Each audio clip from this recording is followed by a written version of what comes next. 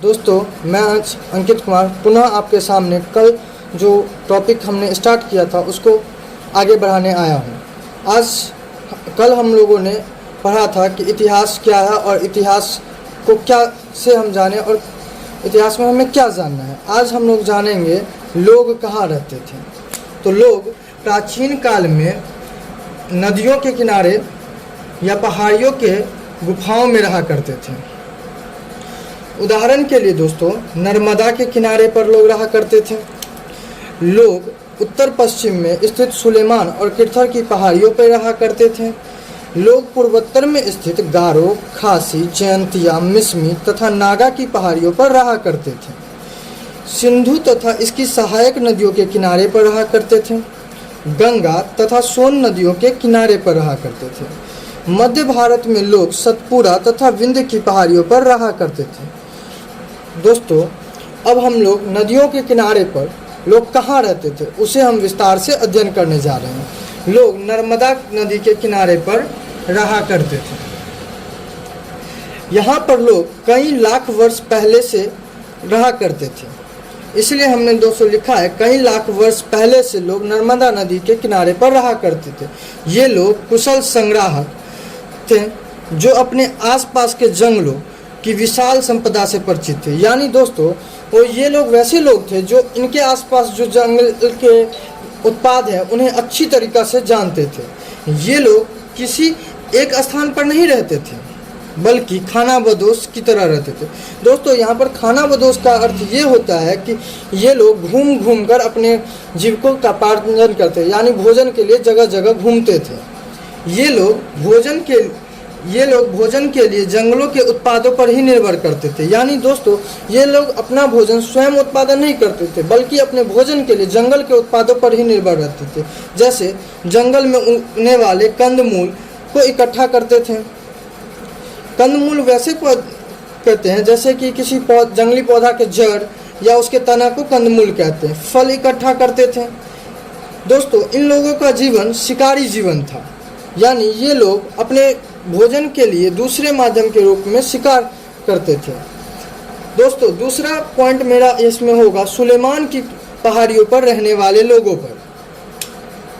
सुलेमान और किरथर की पहाड़ियों पर रहने वाले लोग, यह उत्तर और पश्चिम यानी ईरान के पठार के पूर्वी छोर पर रहा करते थे। इन पहाड़ियों पर लोग लगभग 8000 वर्ष पूर्व में यानी 6000 बीसी। दोस्तों, एनसीईआरटी में 2000 को मिड पॉइंट माना गया है, इसीलिए हमने 6000 बीसी बोला है। यहाँ रहने वाले महिला एवं पुरुष उन पहले लोगों में से थे जिन्होंने सबसे पहले गेहूँ तथा जौ जैसी फसलों को उपजाना आरंभ किया था। दोस्तों, सबसे पहले यहीं पे लोगों ने फसलों को उपजाना शुरू किया था।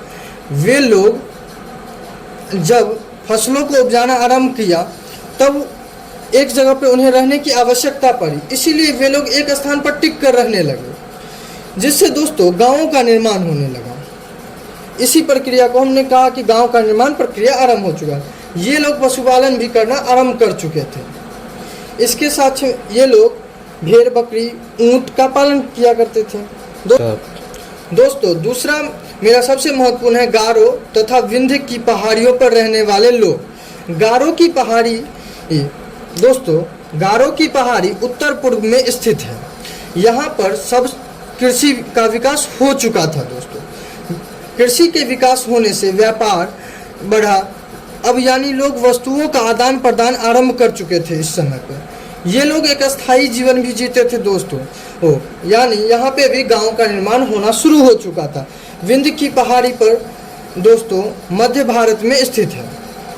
दोस्तों, सबसे महत्वपूर्ण बात यह है कि विंध्य की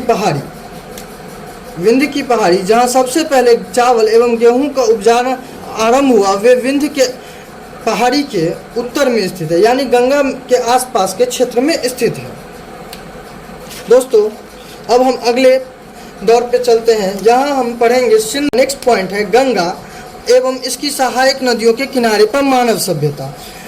गंगा के किनारे पर लोग, दोस्तों नगरों का विकास 2500 ईसा पूर्व में शुरू हो चुका था। सोन जैसी सहायक नदियों के किनारे भी दोस्तों शहरों का विकास होना शुरू हो चुका था।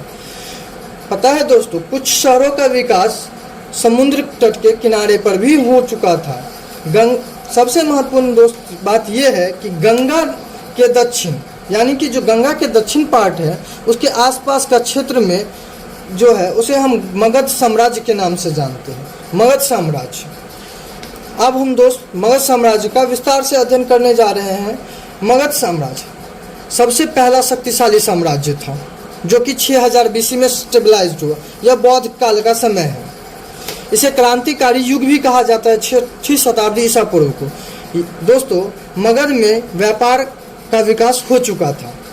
दोस्तों यहाँ का सबसे पहला शासक वृद्धरथ था जो कि एक शक्तिशाली शासक था। दोस्तों यहाँ पे व्यापार के विकास के कारण नगरीकरण भी हो चुका था। दोस्तों दूसरा मेरा सबसे महत्वपूर्ण बात है कि यहाँ के लोग व्यापार के लिए एक स्थान से दूसरे स्थान तथा एक महाद्वीप से दूसरे महाद्वीप पर जाया करते थे।